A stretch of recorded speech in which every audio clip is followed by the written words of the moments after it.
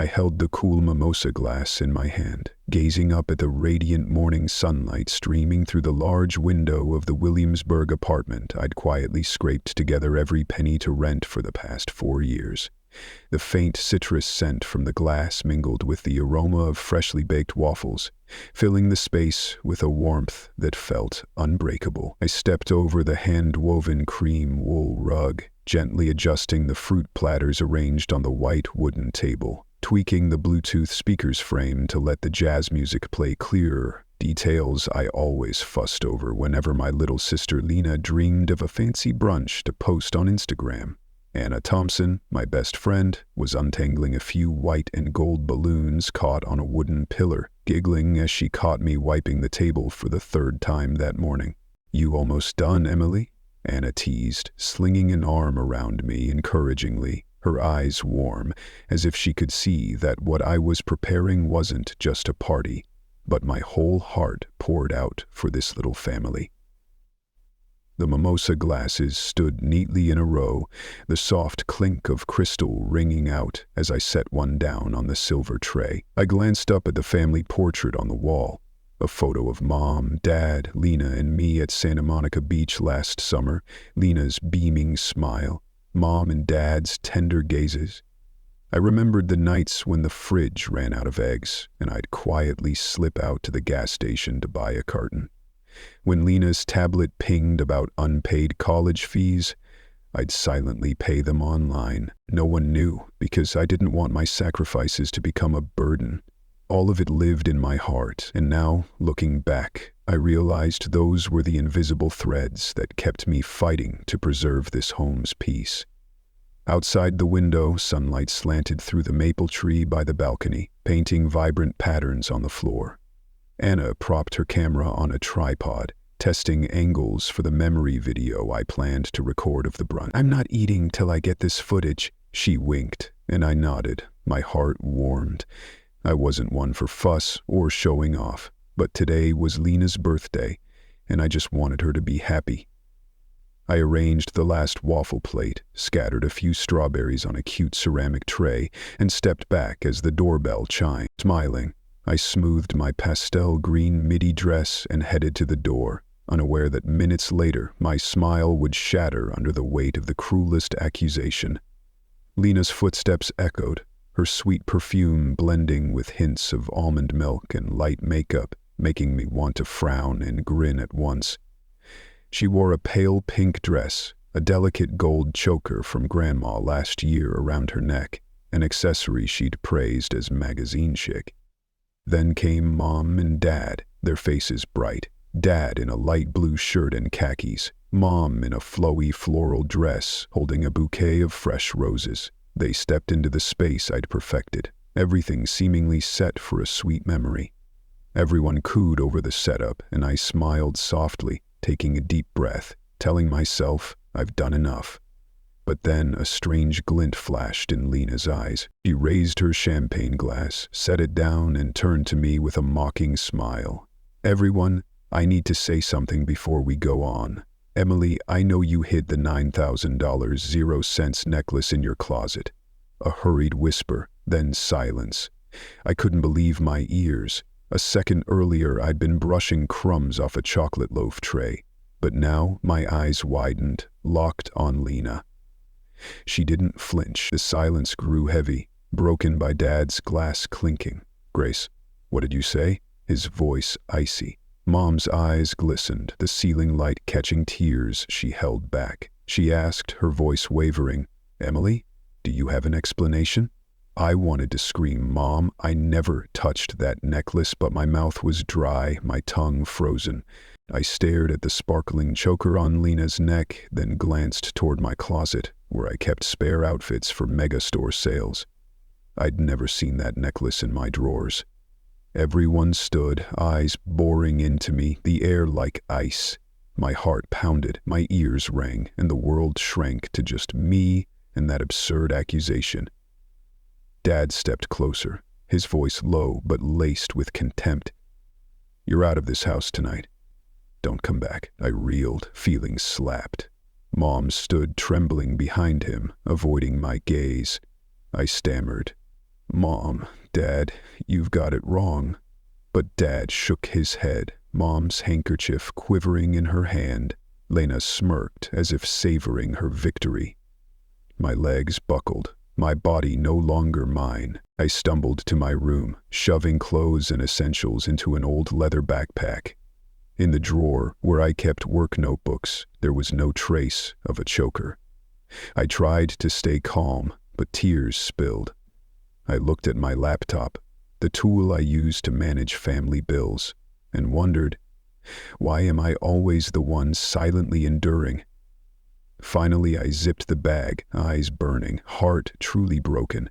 I walked down the wooden stairs, choking back sobs, hearing the soft footsteps of Mom, Dad, and Lena heading upstairs. The elevator dinged before me. I stepped in, pressed the ground floor, and glanced through the closing doors. Mom's head bowed, Dad sighing, Lena smiling smugly. At the lobby, dim yellow light bathed the vintage sofa and faded woven rug. I realized I no longer belonged here. My steps faltered on the cracked tile floor, my heart aching. I tugged at my earring, recalling Mom's words, "You're my pride." The air felt funereal, a stark contrast to the happy birthday cheer earlier.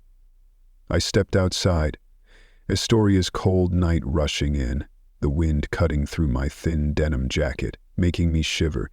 The taxi lurched through quiet streets, horns and headlights piercing the early season drizzle. I clutched my backpack like a lifeline, then called Mia. "Mia, can I come to your place?" I didn't wait for a reply, just heard the phone ring before hanging up. Minutes later, the taxi stopped at Mia's rundown Astoria building. Her tiny loft was in an alley with peeling walls and a rusty iron door, but the entrance was ajar. A sliver of solace. Mia opened the door, eyes wide, asking nothing, just setting a warm ginger tea on the table and pulling me into the living room. The faint yellow lamplight and lavender oil scent were simple, yet strangely comforting. I sank onto a floor mattress, hugging my knees, staring at the cracked ceiling. Mia rested a hand on my shoulder, whispering, "You okay?" I shook my head, lips trembling. I don't understand why they'd treat me like this." The small wooden table was cluttered with papers, my phone, and the laptop I'd hastily shut before leaving. I sighed, cold sweat on my neck. The last tear fell, and I resolved not to cry anymore. Wiping my eyes, I looked at Mia. "I won't let them do this to me again." She nodded, her eyes encouraging. I pulled out my phone, opened my banking app, and checked emails. A flood of payment failed alerts. Mortgage, utilities, internet, tuition. I stared at them with resolve. They don't deserve another cent from me. My finger hit the first cancel auto pay button, my heart stinging, but I knew this was the turning point to break free from invisible chains. That night, the rain outside hushed, leaving only crickets and the occasional ping of Lena's old YouTube subscriber notifications like salt in my wounds. I opened my laptop, clicked Create Account for a new channel, Money Made Simple with Emily. My heart raced with disbelief. I was done living in silent sacrifice. Goodbye to the home that betrayed me. I was ready to start a new chapter, one where I held the pen. In that moment, pain turned to resolve. I smiled coldly, waiting for the day I'd prove my true worth. They'd cast me out like a criminal, but I'd build a financial empire no one, not even family, could destroy. This was just the start of my journey from ashes to phoenix. I slumped onto the thin mattress in the cramped loft apartment, my back against the rough brick wall, the dim yellow light casting shadows on the cracked plaster, as if reminding me of life's fragility. My fingers trembled as I held the mug of ginger tea Mia had brewed, its warm steam blending with the faint lavender oil in the air, soothing my aching ears after yesterday's brunch upheaval. Streetlights flickered through the small window, painting the floor with the pulsing glow of passing taxis. I took a deep breath, trying to shake the echo of that merciless accusation. Emily, get out of the house tonight. I wondered if there was anywhere left in this world worthy of being called home for me. But I couldn't afford to be weak. I knew I'd been the one silently shouldering the Carter family's financial burdens, from the Williamsburg apartment rent to utilities, internet, and Lena's Columbia University tuition. Now it was time to respond in my own way. I set the tea on the weathered wooden table, my fingers reaching for the fully charged laptop. On the table, the latest electric bill was littered with payment failed notices, next to a mortgage alert sharing the same fate. The screen's cold glow urged me to act. I leaned in, opening my banking email with steely resolve. Mortgage confirmed canceled. Utilities confirmed canceled. Internet confirmed canceled. Tuition confirmed canceled. The auto notification chimes rang out, tick, tick, like knives severing the chains of dependence and injustice. My heart shattered, yet a strange satisfaction surged within me. Finally, I was in control. A soft knock at the door. Mia walked in with a hot egg sandwich and a bottle of orange juice. She set them down, sat beside me, and brushed my hair gently. "You okay?" I nodded faintly, unable to speak, torn between relief at asserting myself and pain at the harsh measures I'd taken. Mia didn't press, just pulled out her phone, scrolling through messages. "Everyone sending you supplies is here," she said. "Anna's probably on her way," and Kate rushed to the studio to send files. I looked at Mia with grateful eyes, thinking that amid this chaotic life, I still had a loyal friend by my side. I recalled Mia's words from yesterday. "They stole your home, your dignity. Now you can take it back." I nodded, my plan clear and effective. I'd use every piece of evidence to turn the tables, expose the truth to the world, and rebuild my life on my own terms. I opened the voice recorder app, reviewing the audio Kate sent last night. Lena's voice was unmistakable. I hid it there so everyone would see her true face, so she'd end up on the street. The sound was like poison, fueling rage deep in my bones. I saved the file in an evidence folder, naming it clearly, Grace_confession WAP. In the loft's quiet, I felt my steps steady, steady enough to scream. They were wrong, and I'll prove it. But instead of shouting, I exhaled, shut the laptop, and stood. I needed more space to think, so I called Anna. "Show me the studio address." Within a minute, she texted Cade's Greenpoint studio address just a few blocks away. I grabbed a small blanket, slung my backpack over my shoulder, locked the loft, and stepped into the hallway, leaving behind the warm ginger tea and soft lavender music. The streets buzzed with rush hour, taxis and buses weaving through hurrying crowds. I crossed the intersection, steps quick, heart racing with anticipation. Had little cash. Mia left me a few bucks for emergencies, but I didn't need money. I needed truth. The taxi stopped at the studio, where the Kate Reynolds photography sign stood out against the old red brick. I stepped inside, the frosted glass door closing behind me, the damp scent of photo adhesive and film enveloping me in a professional yet cozy atmosphere. Kate, in a white tee and ripped jeans, looked up with sharp eyes, ready. "Emily, what are you doing here?" I answered firmly. "I need the recording you sent. We can use it." She nodded, handed me a USB, and watched me silently. I plugged the USB into my laptop and played the file. Lena's voice rang clear again. Amid the noisy music from a photo shoot, she said, "I need everyone to see. Only then will Emily know what it's like to be discarded." This time, I didn't let tears fall. I stood, voice resolute. "I'm using this to expose everything, and I need your help to send it everywhere. YouTube, Columbia's email, the student group chat."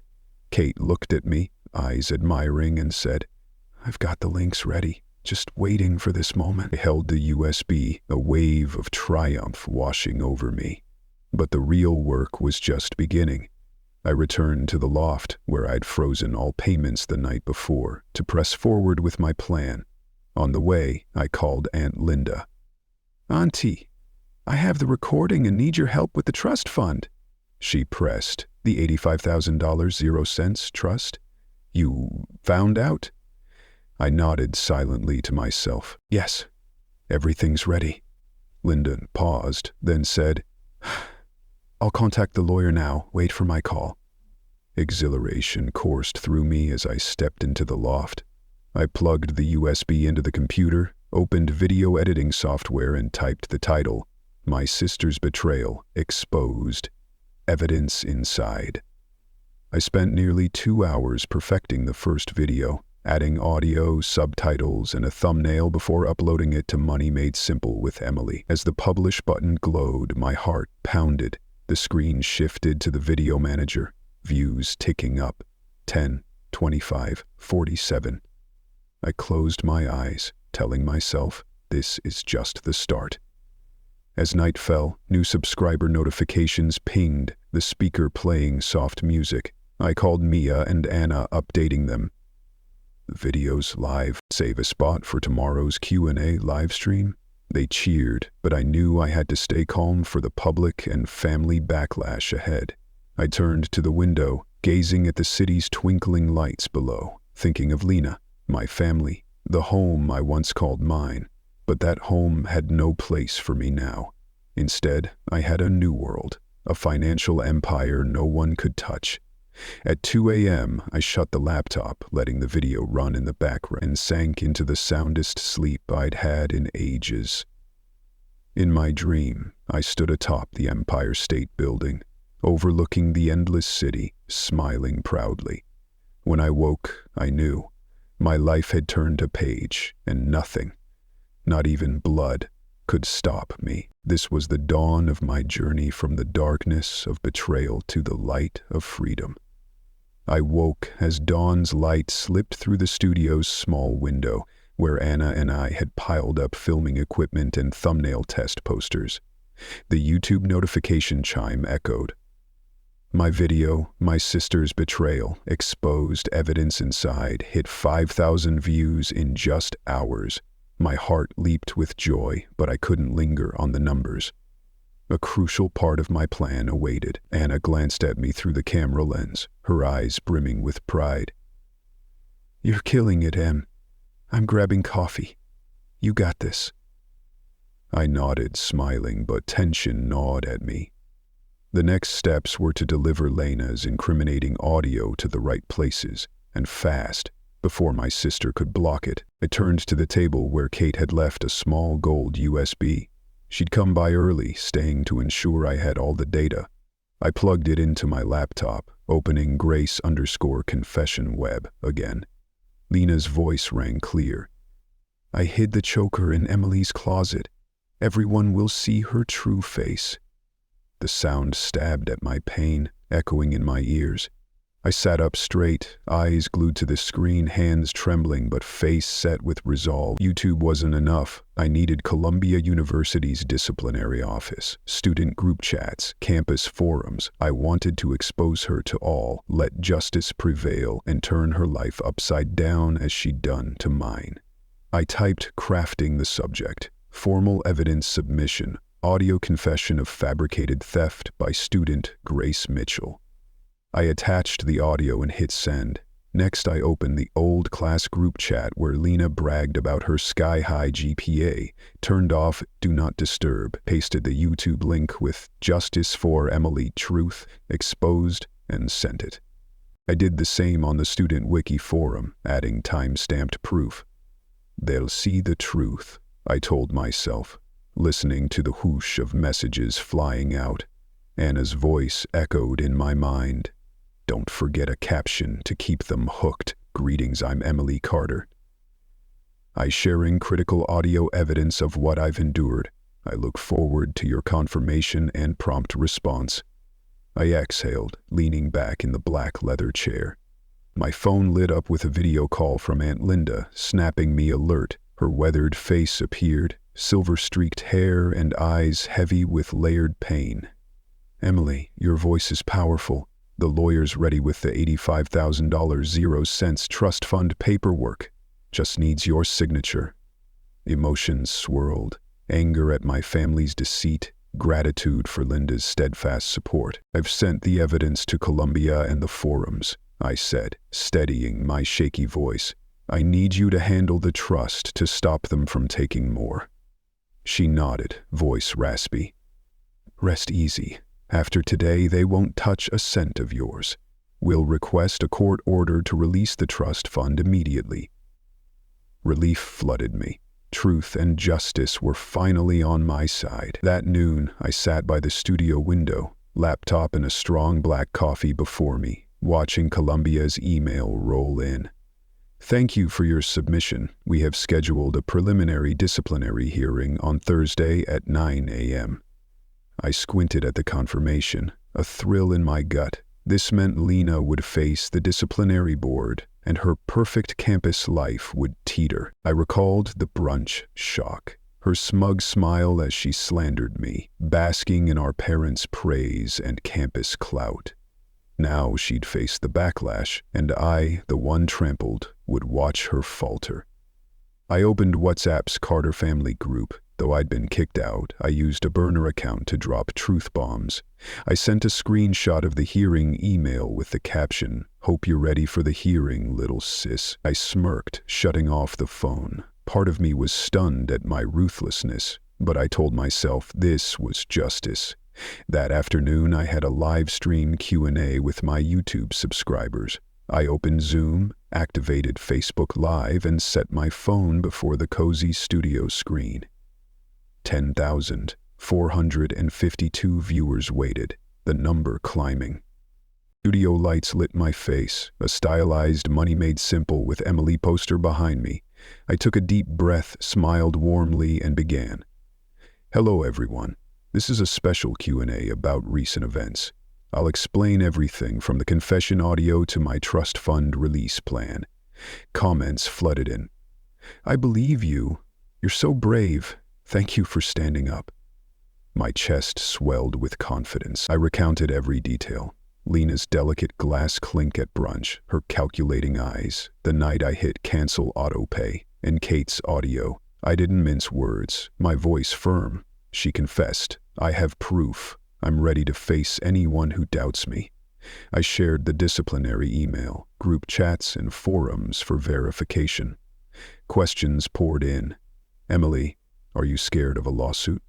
Can Lena get a lawyer to dodge this? Will you reconcile with your family?" I answered bluntly, concluding, "My job is to share the truth. Forgiveness is for the future." I ended with thanks, brushing my hair back. "Remember, silence isn't always weakness. It can be the strongest weapon." That night I checked my bank account. The $85,000 0 cents trust fund was unlocked, transferred to my trust account. I printed the bank confirmation, snapping a photo to email Linda securely. Financial freedom felt within reach. No one could steal my efforts again. I recalled Linda's words. "Use this money for your future, your U2 scholarships." Smiling, I traced her message on my phone. 2 days later, Lena got the email. "We regret to inform you that due to violation of code of conduct, including academic dishonesty and fabricating evidence against another student, your enrollment is suspended." The campus erupted. Student papers, group chats, Instagram stories. Everyone shared and debated. Lena's glossy Instagram collapsed. She tried damage control with a long family drama caption, but it flopped. I watched silently, satisfaction mixed with vindication. Yet, I knew my goal wasn't to humiliate her, but to reclaim justice and affirm my worth. The disciplinary hearing unfolded in the formal setting of the disciplinary office near the Grand Low Library. Lena sat quietly, face haggard, eyes red. I wasn't there. I watched via CNews live stream. For nearly 2 hours she faced each piece of evidence. The audio confession played before the panel. Murmurs spread as the audio echoed. Then a staff member said, "Confirmed," and the verdict came. Lena sobbed, raising a hand to speak, but a panel member shook their head. Final ruling, suspension for 1 academic year. Footage showed Lena clutching her bag, rushing out, swarmed by students, cornered, then pedaling away on her bike. I sat before my screen, hands trembling as I muted the live stream, closing my eyes. A new chapter had begun, one rising from ashes, where I, Emily Carter, was no longer a victim but the author of my fate, armed with justice and financial power. I pressed the floor 42 button on the stainless steel elevator panel and waited for the doors to close. When the elevator stopped, the doors opened, greeting me with a blast of cool air from the central AC of One Vanderbilt, one of Midtown Manhattan's newest skyscrapers. In the waiting area, crystal chandeliers sparkled on the soaring ceiling, and floor-to-ceiling glass walls framed New York's skyline stretching to Central Park. I stepped out, my flats softly meeting the gray marble floor, my heart racing with the knowledge that my life was about to turn a new page. In that moment, I felt the clear connection between the effort I'd poured in and the rewards awaiting me. Just 2 days ago, I'd received an email from Mr. Johnson, my direct boss and director of corporate finance, setting a one-on-one meeting for 10 a.m. Monday. "Congratulations on your resilience and performance under pressure. Let's discuss your next steps." For the first time in months of chaos, I saw unequivocal recognition from a superior. The email wasn't just polite. It hinted at a relocation to a new office, a 20% salary bump, and a senior analyst director title. I closed my eyes, took a deep sip of espresso from my thermos, and told myself, "Emily, you did it." In the private meeting room, Mr. Johnson stood to shake my hand, his eyes full of trust. "Emily, I watched your video. How you handled your personal financial crisis and exposed the truth was impressive. We need someone like you in the new office. Bigger ventures, clients demanding absolute transparency." I smiled quietly, a warmth mixed with slight embarrassment, as I recalled sleepless, fear-filled nights. "Thank you, sir. I'll give it my all," I replied, tears stinging my eyes but my voice steady. Johnson nodded, instructing me to prepare transfer paperwork starting next month. Leaving the meeting, I walked down the long glass hallway, passing signs for corporate finance, risk management, investor relations. Each step felt like a mark of my career's progress. Outside the windows, Manhattan glowed in a mix of gold, green, and white under a clear sky. I paused, touching the glass, reminding myself my life had stepped out of the comfort zone and begun a journey to conquer new challenges. That afternoon, I met Anna Thompson, my best friend and content advisor, to plan a video studio in my new apartment.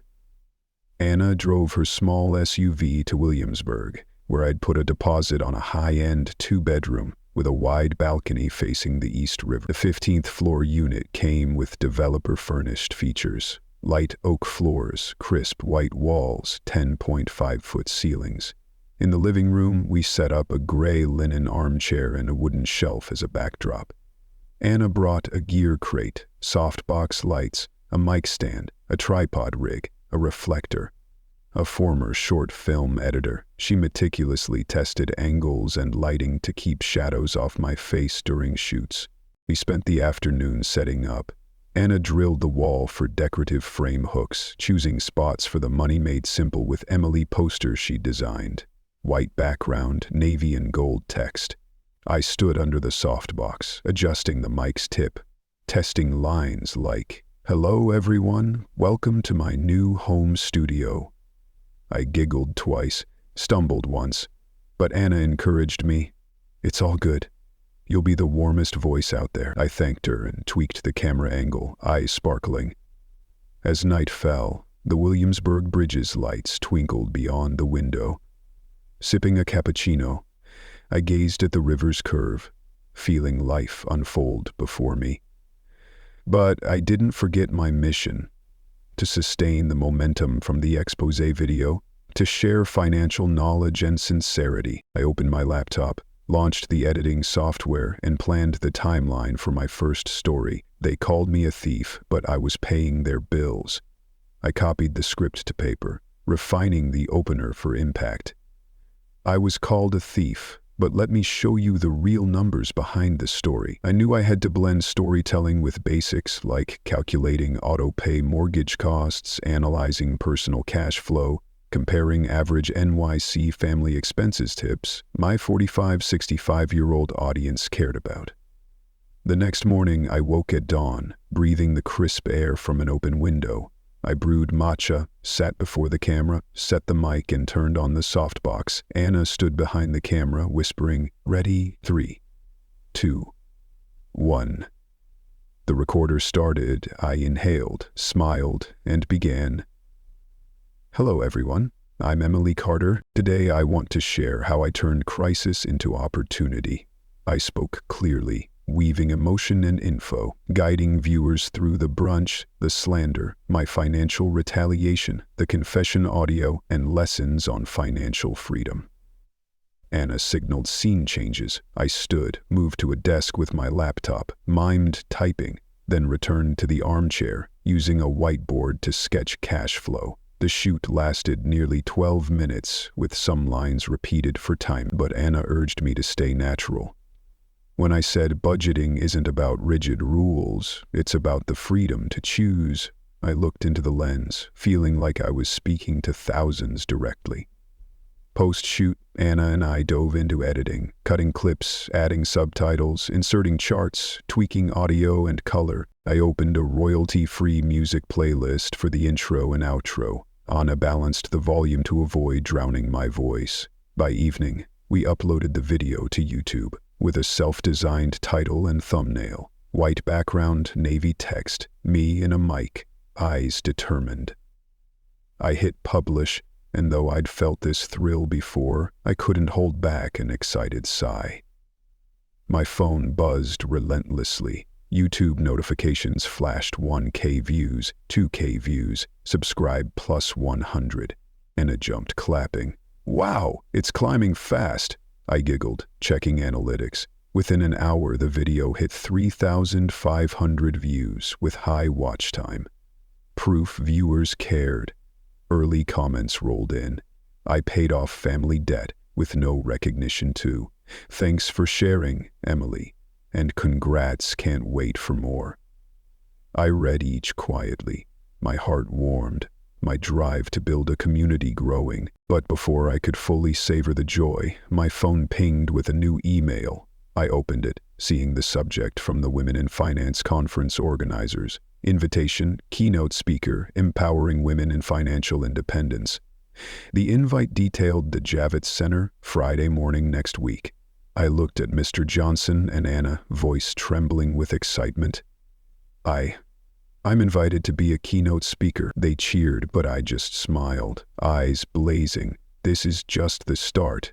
I've got a lot to prep. I knew this was my chance to share my message with thousands of women, especially my 45-65-year-old audience seeking financial freedom and personal strength. In that moment, my heartbeat synced with the pulse of the city that never sleeps. From a girl kicked out of her home, I now held a promotion, a cozy new apartment, a thriving YouTube channel, and an invite to speak on the city's biggest stage. The car horns, subscriber notification chimes, and dazzling lights outside blended into a symphony of hope and healing. And I was ready. I lifted my chin, looked into the camera lens, and switched off the softbox. The studio door closed, leaving only the streetlights glow through the window. I stepped onto the balcony, breathing deeply the faint smoky air and distant traffic hum, telling myself, Emily, you rebuilt your life. Tomorrow you'll share that story on this city's stage. This was the voice of a woman who didn't just survive, but rose from ashes, claiming her worth and power in the harsh yet opportunity-filled world of finance. The first message arrived at 8 a.m. Sweetheart, I'm worried about you. It was from Mom's number, each word trembling as if she were unraveling. I opened my eyes, gazing through the high-rise window of my new apartment, where early sunlight glinted off the East River. I replied, Mom, I'm fine. I'm focused on work. A minute later, 2 more messages lit up the screen. Can we meet? And Grace is so sorry. A rush of nerves hit me. Though a small part of me longed for reconciliation, I knew I couldn't rush to let go of the trust fund, Grace's school discipline, or my career's fresh foundation. I set the phone on my desk, cluttered with finance books and files, took a deep breath, and turned on the softbox, prepping the living room for my 10 Q&A live stream. The room was minimalist. A linen armchair by a bookshelf, twinkling gold string lights, and the bold "Money Made Simple with Emily" poster behind me. I wore a simple white blouse and dark jeans, hair neatly tied, professional yet warm. I opened my laptop, logged into Zoom, activated live streams on Facebook and YouTube, and set my phone to record behind the scenes. Anna stood behind the camera, her ring light bathing my face even. She whispered, "Everything's set. You good?" I smiled, nodded, and said, "Ready." At 10 sharp, 8,347 viewers tuned in, the number climbing. I steadied my breathing, raised the camera to eye level, and hit start broadcast. The screen flickered. I smiled warmly and began. "Hello everyone, thanks for joining today's special Q&A. I've gotten tons of questions about my family and how I handled the financial and emotional crisis post-brunch. Today, I'll answer live, hoping to help you find financial and mental freedom." Comments cheered softly. "We love you, Emily. Thank you for your honesty." I started with Mom's messages. My mom trusted me completely, but after Grace's slander, she turned away. Her first message was a plea to meet, and I bet her eyes are full of confusion now. I considered blocking her, as her silence hurt deeply. But today, I choose dialogue. I don't want to hold grudges. I want to share truth and open the door to forgiveness when things are clear. I paused, glancing at my hands before the camera, breathing evenly to convey sincerity. A viewer asked, "Emily, are you scared Mom and Grace might exploit your softness?" I squinted, typing a quick reply. "No, I've secured financial control. Mortgage, utilities, tuition are all mine. They can't use my money anymore. If they want to reconnect, they must respect my boundaries." I continued. "Many of you have shared via email how family turned on you, leaving you adrift. But if someone truly loves you, they won't make you their financial slave." Another message popped up. "Has Grace contacted you?" I answered. "She video called last night, sobbing, saying I was crushed by school pressure and jealousy. I lost control." I left the call on, watching her head bow, tears falling, but I muted it. I told her to send apologies via my lawyer's email, not video, because I need formality. A viewer commented, "So savage, but so necessary." I smiled gently. Sometimes toughness is the only way to hold your worth. My voice softened as I spoke of Aunt Linda. My aunt, working behind the scenes, got a lawyer to unlock my grandmother's $85,000 0-cents trust fund, hidden from me for years. When she said, "You officially own it," I cried, not for greed, but because justice arrived. It proved I'm not worthless and deserve what I've contributed. I heard Anna's soft pat on my back, urging me on. The live stream stretched nearly 2 hours, addressing questions on trust fund management, basic budgeting, cost analysis, and safe investment tips using a hypothetical NYC middle-class family. I drew charts on a whiteboard explaining goal setting, saving 20–30% of income, and emergency funds. As I typed slide commands on my laptop, Anna jotted notes for later reference, every detail. Adjusting the mic, sweeping my gaze across the frame, aimed to inspire my middle-aged audience craving clear, honest financial guidance. By 11:45 a.m., views hit 12,358, with 4,872 interactions and over 200 comments per minute. I paused, took a deep breath, and looked at the camera. Before we wrap, I have a special announcement. Next week, I'm hosting my first in-person workshop, Breaking the Chains of Financial Dependence. I'll guide you step by step to confidently control your finances and escape toxic ties, whether family or society. Viewers cheered virtually. "Can't wait. I'll be there. Thank you, Emily." I ended with heartfelt thanks. "Thank you for staying till the end." Believe we can all rewrite our fates. I, Emily Carter, prove it daily. I hit end broadcast. The screen went idle. Anna rushed over, hugging me. You were amazing. I smiled, tired but joyful, nodding. Thanks, sis. That noon, an email arrived from a local bank's marketing team. We're impressed by your channel and teaching style. Would you consider partnering for a home finance simplified series? My heart raced at the huge opportunity.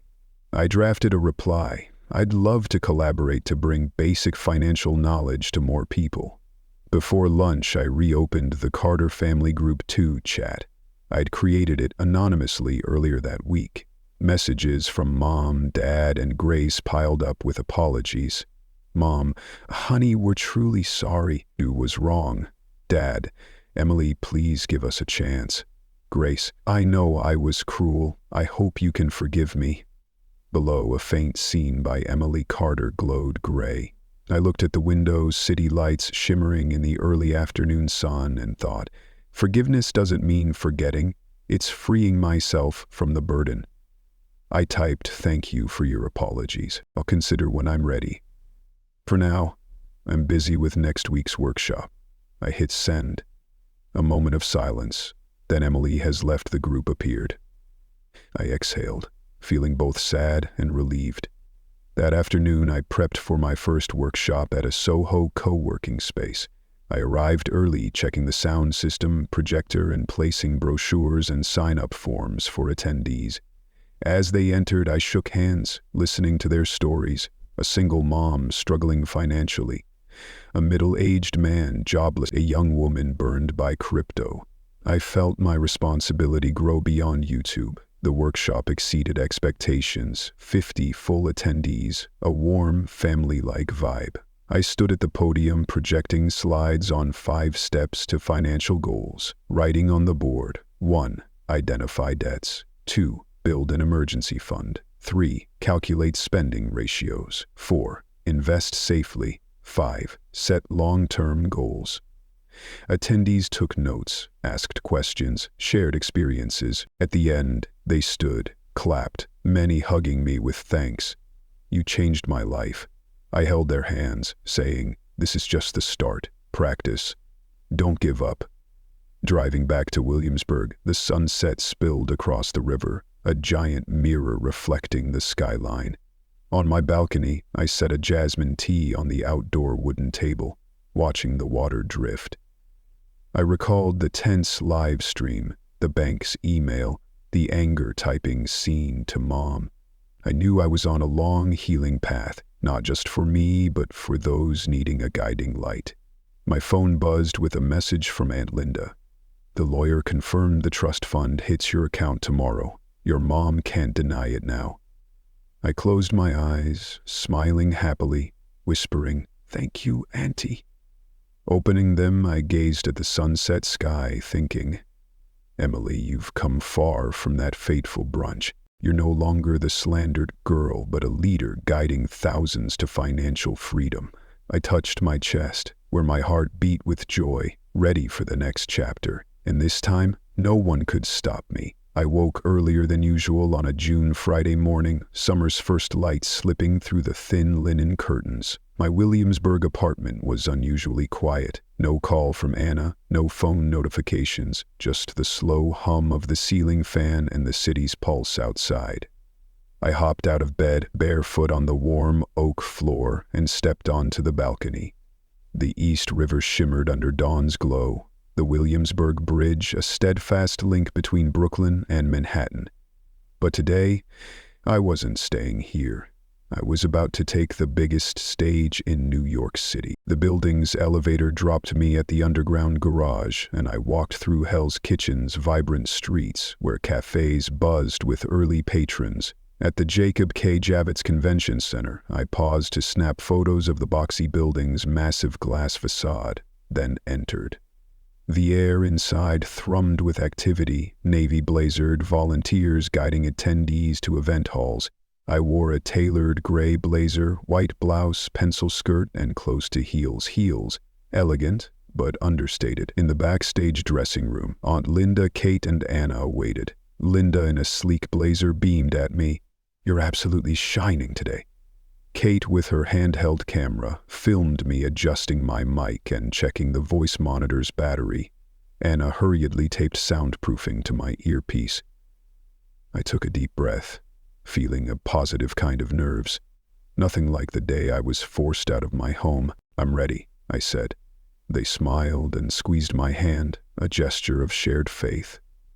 As I stepped behind the stage, spotlights blazed, and the intro music swelled, gentle piano rising to a crescendo.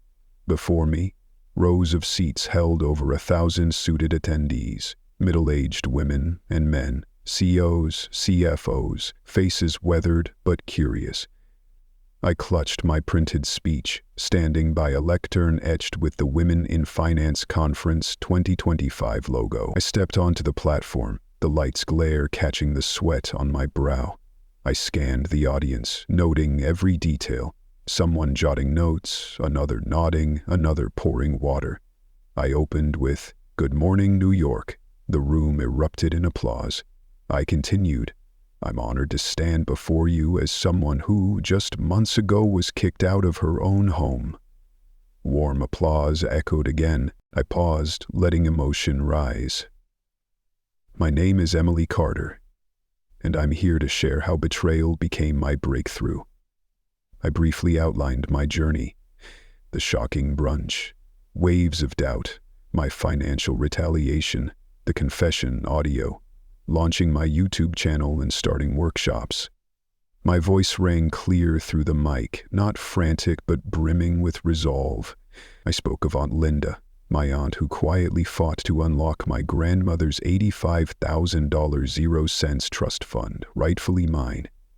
I mentioned Mr. Johnson, the boss who recognized my talent and offered a promotion. I highlighted Kate, the neighbor whose photos provided key evidence. I praised Anna, my best friend, who believed in me and helped build my studio. Each name drew claps and murmurs of admiration from the front rows. My heart warmed as if they stood with me on stage, co-authoring this story. Mid-speech, I projected a slide, a simple cash flow chart. I said, "Financial independence isn't just numbers, it's reclaiming your voice." I broke down auto-pay mortgage, utility, and tuition figures, stressing our right to control our finances. I shared goal-setting, emergency fund building, and safe retirement investing. I cited case studies, a 55-year-old woman who after bankruptcy started a small business anonymously to clear debt, a young CEO who left corporate life to launch a startup using budgeting skills. The audience listened intently, many scribbling and nodding. At the climax, I stepped from the lectern, walking the center aisle, my voice growing fervent.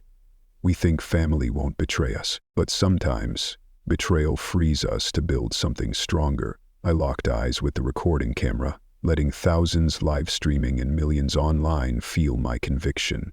I recounted hitting cancel autopay, a painful yet liberating moment, sending the disciplinary email to Columbia, watching the screen with proud tears, and the confession video's viral spread, toppling Lena from glory to reputational ruin. I saw red-rimmed eyes, moved faces, a U65 woman nodding, a middle-aged entrepreneur wiping tears, a young attendee filming with a smartphone. For the finale, I returned to the lectern, delivering a cliffhanger. Today, I stand not just as someone who overcame betrayal, but as someone who wants to empower you to do the same. Next year, I'll launch a scholarship fund for women breaking financial chains. $1,000 to the first recipient to start her journey. The room exploded in cheers and applause. Pride and joy surged within me. From that cruel brunch, I never imagined I'd stand here. Post-speech, I met Anna, Kate, and Linda at the reception area. They hugged me, eyes teary. Mr. Johnson approached, handing me white tulips, a symbol of renewal and hope. He whispered, "You were born for this stage." I replied, "Thank you, sir. This is just the beginning." I saw Grace in the backstage crowd. She bowed her head, tears glistening. I greeted her softly, "Grace, I hope you find your path." She nodded, her eyes earnest and remorseful. That evening, back at my Williamsburg apartment, I stood on the balcony, gazing at the city's dazzling lights, wondering, the truth reshaped my small world. How many hearts is it reaching now? My phone pinged with a message. "Congratulations, Emily. I'm proud." I smiled, set the phone down, poured a glass of white wine, and sank into the armchair. I thought of the family that betrayed me, of Lena facing her costly lesson, of the women and men quietly absorbing my story, and of myself, once humiliated, then resilient, now a beacon for others. In that moment I knew I'd built not just a financial empire, but a community, a testament to truth and self-love. "They kicked me out," I whispered, "so I built a kingdom. And this time, no one can steal it." I looked at the night sky, stars mirroring my gleaming eyes. This chapter's end wasn't a close, but a door to endless possibilities. Though challenges lay ahead, I was unafraid. I stood here, free, powerful, and ready for the next pages of my life.